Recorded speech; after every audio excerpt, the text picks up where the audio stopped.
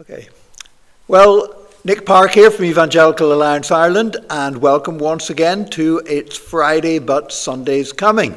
And today I've headed way south to Dunleary. And so we're here in Dunleary Evangelical Church. I'm with Pastor Dougie McCormack. And Dougie, thank you for hosting us here. Well, thanks for coming, Nick. I didn't realise it was that far. How long did it take you? An hour on the motorway? About that, yeah, something like that. So not too far. Well, there was an extra hour on the M50, but you don't count that. You know, okay. That's yeah. Well, welcome to sunny Dunleary. We have the sun shining here for you, and if you want to take a dip down in the 40-foot after the interview, you can go for a swim. Yeah, I might pass on that. Okay. But look, Dougie, I mean, most people are aware of you. They're aware of the church here. The church actually I guess it's one that a lot of people are familiar with. Often if the media wants to do something about evangelicals, they Google evangelical and they end up on DEC. And I know you were featured during COVID and all the rest of it. But before we talk a little bit about the church, what about yourself? Yeah. How did you sort of end up being the pastor? Being a Christian, Oh, well, long stories. I'll have to give you the shortened versions. How long did you say this interview was? 10 minutes? Yeah. Okay, I'll give you the short version. It's a preacher's 10 minutes. It's a preacher's 10 minutes, yeah. That to me is either the introduction or the closing part, Yeah. So I grew up in a Christian family. And my parents were both believers. My mum was originally Catholic. My dad was Church of Ireland. And both of them came to faith in their early 20s, back in the 1950s. Mm-hmm. And so we were brought up in a Christian home, went to an evangelical church of sorts. No, not of sorts. It was an evangelical church. Yeah. It was pretty strict, And so I was the type of guy that rather than seeing the rules and the way of living that was taught at that time in the church, I kind of found it as a challenge to try and break every rule that was there. And so I, in my late teens, decided there was no God, and I went away really from God completely. And but I was always into music. Music was my big thing, and I loved to play with other musicians and so on. So when I was 20, I think, 2021, I went away on a weekend down to Vulcan Manor, and I went primarily to find young ladies. And I had a way of doing things where I'd sit at a piano and play piano in the evening, and they had a big wide stool, and often a girl would come and sit on the stool. Oh, yeah, of course. Yeah, it worked really well. Designed piano stools. Yeah. Just so that worked very well, and that primarily was why I was there. And I remember the guy preaching, and I determined not to listen to him. And he was preaching fervently, and I did not listen to him.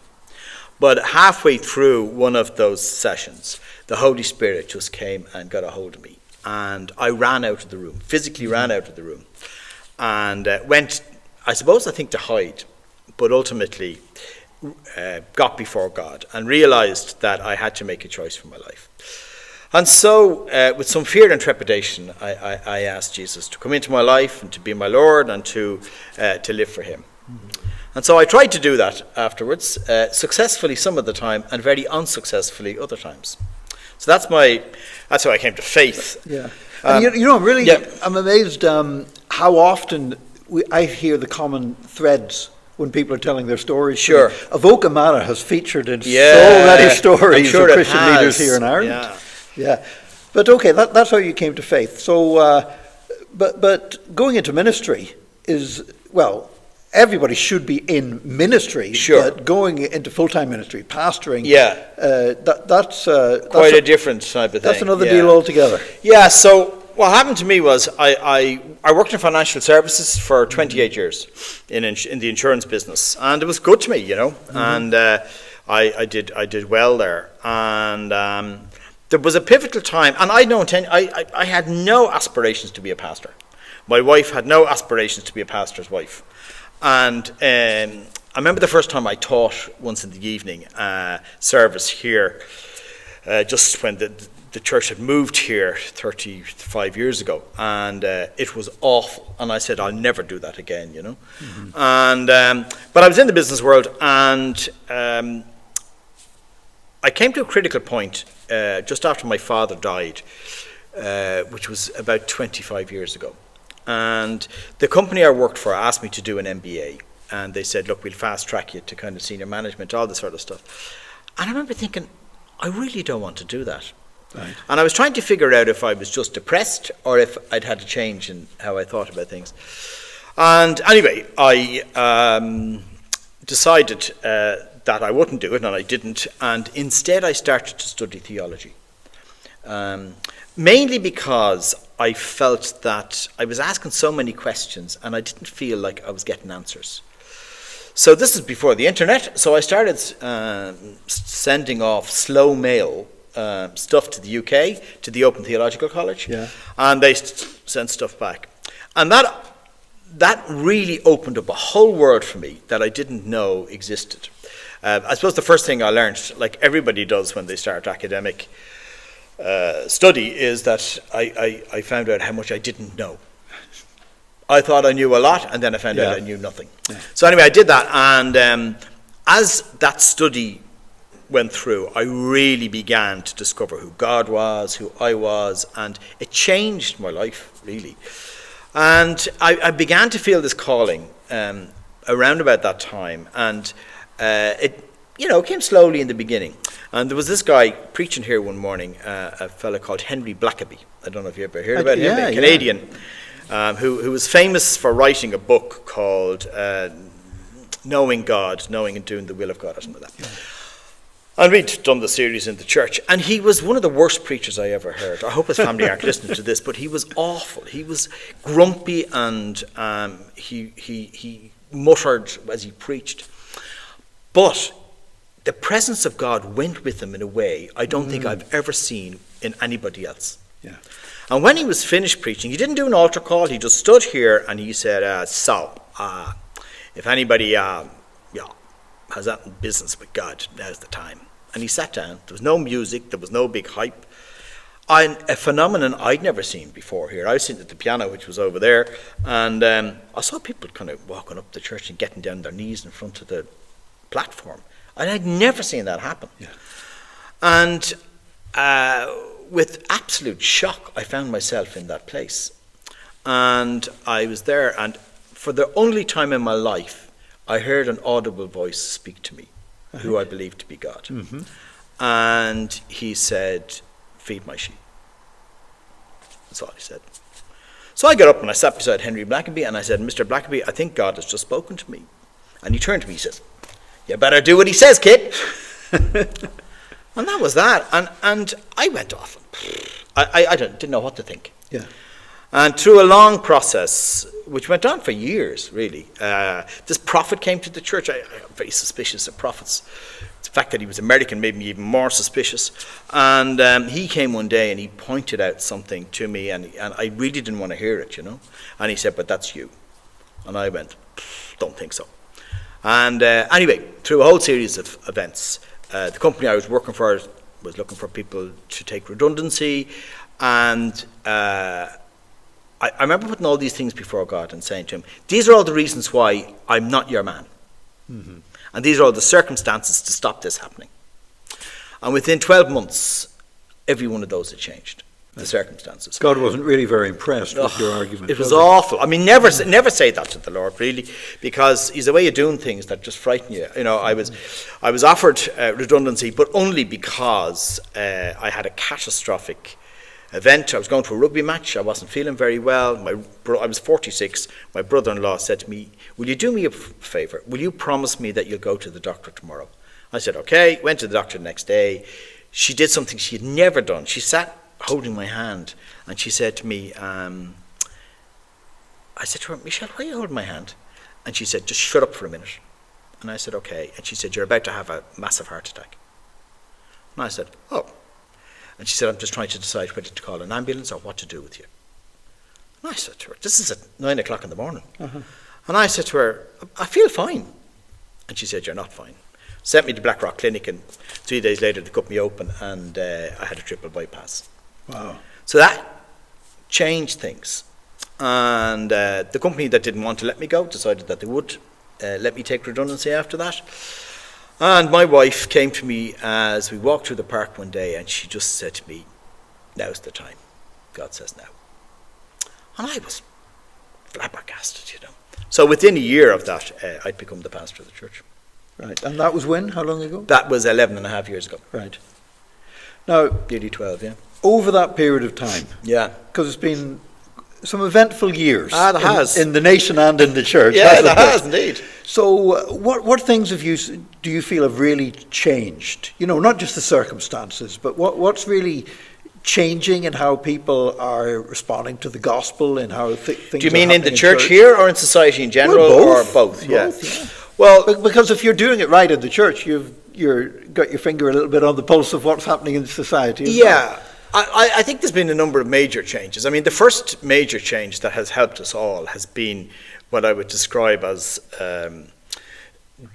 denominalization, where people don't care what denomination you are anymore. You know, Christians, it's particularly here in the south of Ireland, have come together in ways that I didn't see as a young person. Yeah. And so that has been very exciting for us here. Like we, you know, as part of the Brethren movement, you know, in our infancy back in the 19th century, and then opening up over the years, this church, and many like it, would have had difficulty, for instance, doing anything with the Catholic Church or doing anything with churches that didn't believe exactly what we believed and so on. That changed, and we got involved with other churches around. And so we began to see all these people coming to the church who we'd never seen before. And it was very exciting. And so that was really good. It's like we just opened up.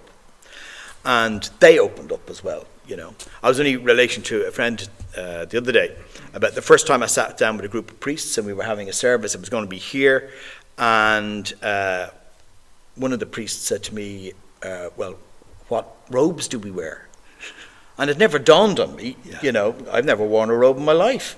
And so he had stepped way beyond his comfort zone. absolutely, as well. yeah. And so the two priests were there, and he said to me, "Well, what do you wear on a Sunday?" And he expected me to say a suit and tie, and I said to him, "Well, I kind of wear chinos and a shirt." And he looked over at the other priest, they were both in their 70s, and he said to him, "Father Michael, do you have chinos?" To which Michael replied, "I don't think so." He said, "I just have black trousers."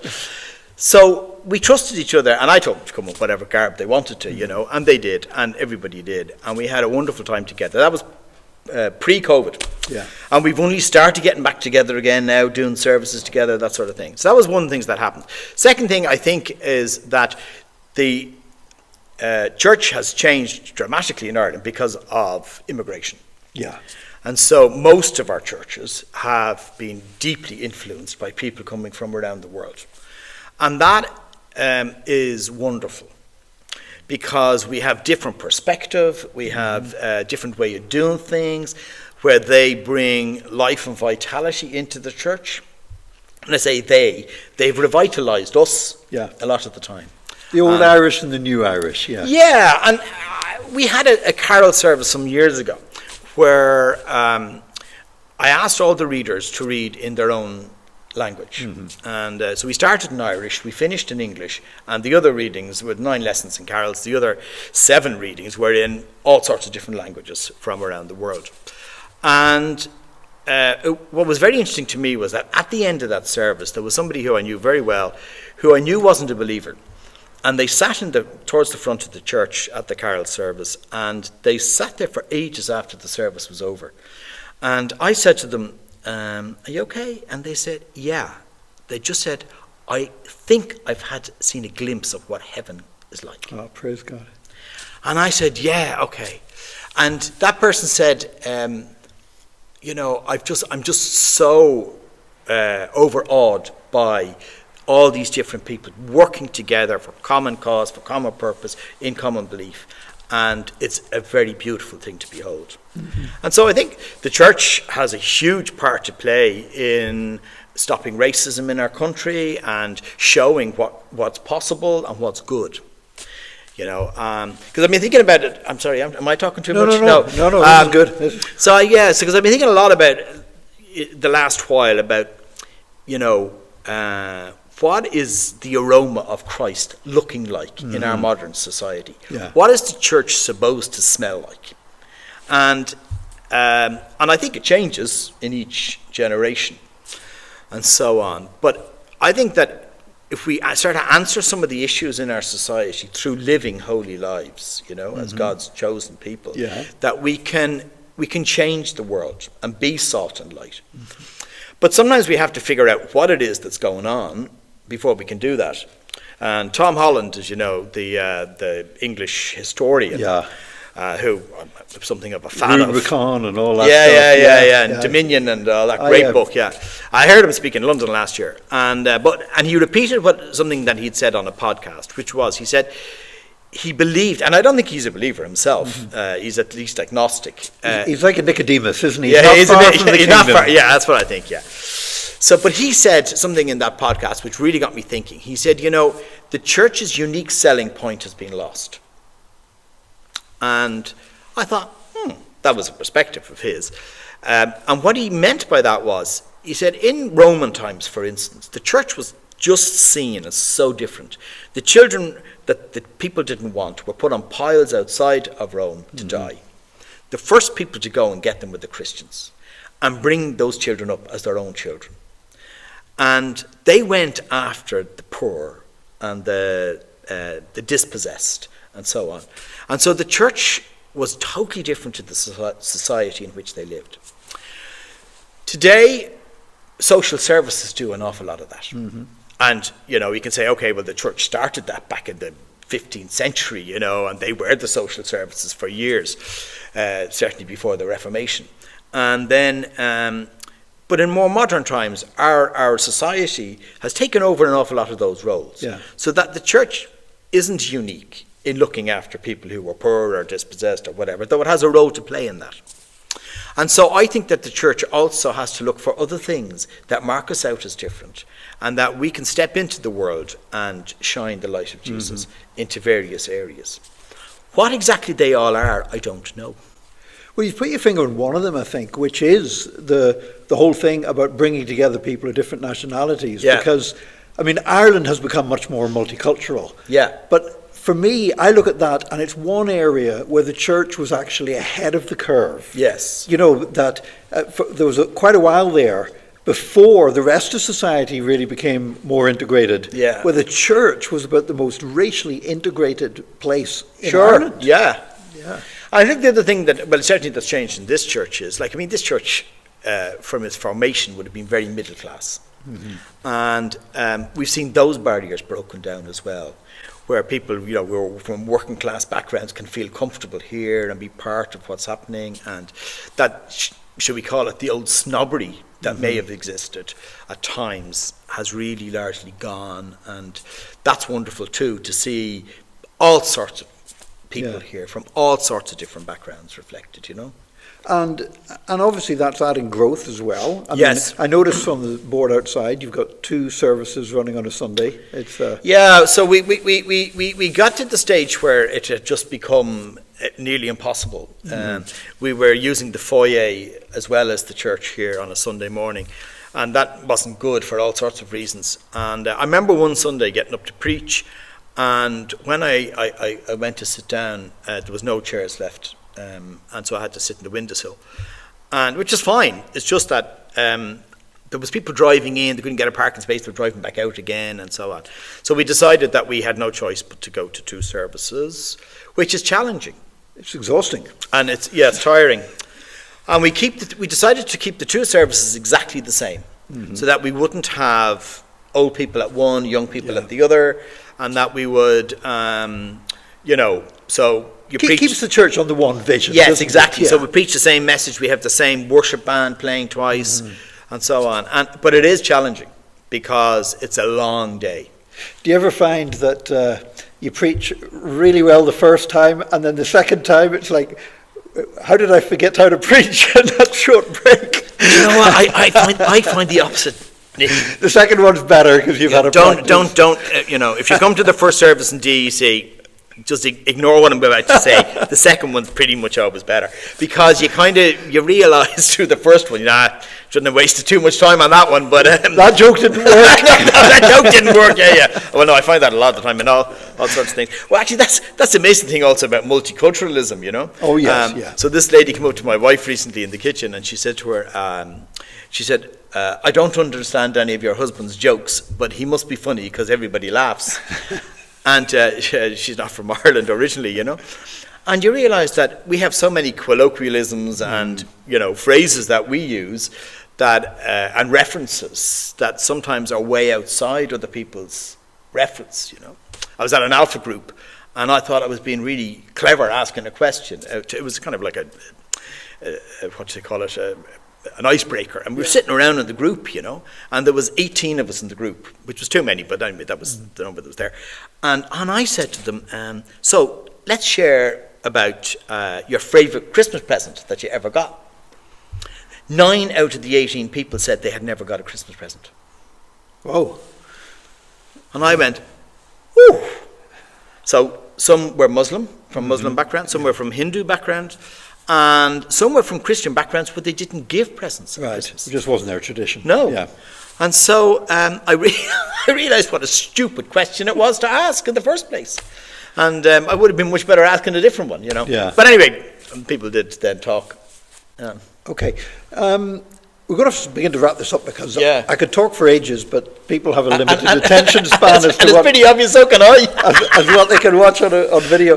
But what are you most excited, moving forward, with yourself, ministry, the church, what are the things that really excite you as you look ahead now? I could probably easier say the things that frighten me. We're about to... Well, sometimes they're the same. Sometimes they are, yeah. So we're about to embark on a building project here because we have to, because we have to do something with the ceiling, and so we're going to try and expand the size of the sanctuary and build some offices up above and so on. But what we really want to do is to create a home here for the community and a place that people can come and find peace and find hope. And one of the things that I've heard constantly on the radio, people talking about recently, is isolation. About people not having hope, feeling isolated, feeling like there's somebody to talk to them and so on. And so one of the things that we've tried to do is to open up the church building to as many people as possible. So you'll have seen when you were coming in, there was people coming in for, it looked like some sort of I don't know exactly what it was, but it looked like some sort of a class. They had wrapped up mats to lie on and so on. So I presume it was Keep Fit. And there's the AA are here every day of the week. Right. And we have Keep Fit, and we have Slimming World, and we have choirs and so on. So we use the building 7 days a week. And what we want to do is to open up. There's an area outside of the sanctuary here which we hope to open up to create a large space where people can come and drink coffee and just meet up. And we found that that's one of the things that's really changed. Sunday services aren't just people coming and saying hi and then having a coffee afterwards and heading off. Quite a few, the younger people, spend the whole afternoon here. Yeah. And which is community. Which is community. Yeah. And so we're trying to change the building to reflect that community change, as it were. And so to be a place where people can come and find life. And so we'll do that through Alpha, continue to do that, I'm sure. And then, but just be there for people during the day. Yeah. And that's another thing that's changed. You ask what's changed. Like people email us any chance meeting up to talk. Yeah. Any chance of just, our people come in, can I come in? Can I talk to you? Yeah, sure. And that happens much more regularly than it would have ever happened before.